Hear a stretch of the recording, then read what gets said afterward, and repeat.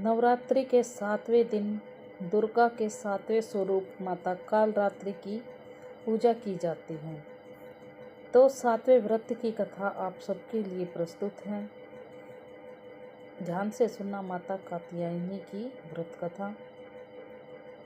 माता कालरात्रि की।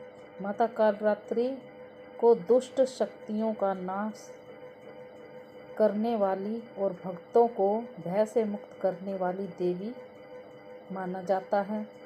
उनके रूप भले ही भयंकर दिखाई देता हो, जैसे कि आप देख सकते हैं, लेकिन ये अपने भक्तों को हमेशा शुभ फल देने वाली शुभकारी कहलाती हैं। तो माता कालरात्रि की व्रत कथा। पौराणिक कथा के अनुसार एक समय रक्तबीज नाम का एक भयंकर राक्षस था।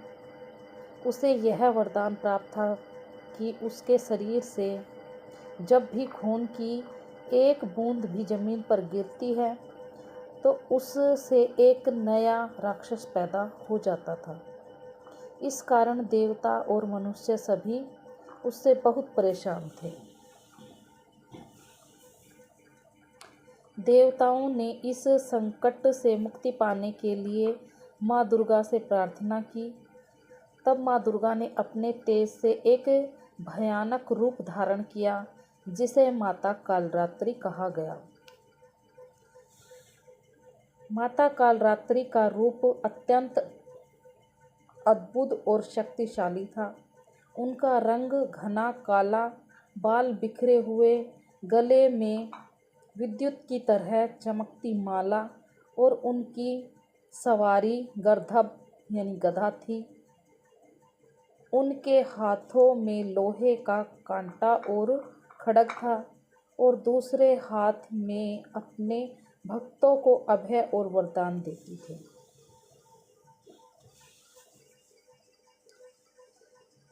जब माता कालरात्रि युद्ध के मैदान में पहुंची तो उन्होंने अपने क्रोध से राक्षसों का संहार करना शुरू कर दिया। अंत में उन्होंने रक्तबीज राक्षस का वध कर दिया और देवताओं को उनके आतंक से मुक्त किया। माता कालरात्रि ने यह सिद्ध कर दिया कि सत्य और धर्म की हमेशा विजय होती है और अधर्म का नाश निश्चित है। तो इसकी पूजा का जो महत्व होता है, ये अब आपको बता रहे हैं कथा के बाद। इस दिन माता कालरात्रि की पूजा करने से भय, बाधा और नकारात्मकता भरी शक्तियाँ दूर होती हैं।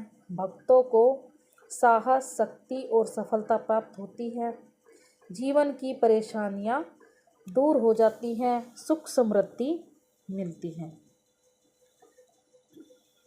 तो ये सब माता कालरात्रि की कथा थी और उनके जो व्रत करने से क्या शुभ फल मिलता है, पूजा का महत्व आप सबके सामने प्रस्तुत किया। यदि आप सबको यह कथा अच्छी लगी हमारे चैनल पर, तो लाइक, सब्सक्राइब, शेयर, कमेंट जरूर करें। धन्यवाद। जय माता दी।